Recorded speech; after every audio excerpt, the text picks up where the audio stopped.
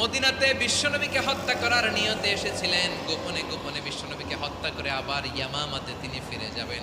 কিন্তু কি অবাক করা কাণ্ড, হত্যা করতে পারে নাই, সাহাবাদের হাতে তিনি ধরা পড়ে গেলেন, ধরে মসজিদে নববীর পিলারের মধ্যে বেঁধে রাখলেন। বিষ্ণু ইসলাম সাহাবাদেরকে বললেন তার খোঁজ খবর নিও। সাহাবার বলেন, ইয়া রাসূলুল্লাহ, আপনাকে হত্যা করতে এসেছে, তার তো কঠিন ক্যাপিটাল পানিশমেন্ট হওয়া দরকার, কঠিন শাস্তি হওয়া দরকার। বিষ্ণুই বললেন, না, আমি যেটা জানি তোমরা সেটা জানো না।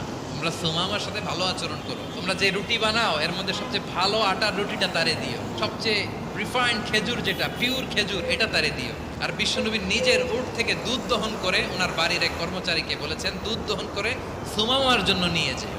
সবাই তো অবাক, ইয়ামামা থেকে আসছে নবীকে হত্যা করতে, বিশ্বনবী দেখে তারে জামায়াত করে।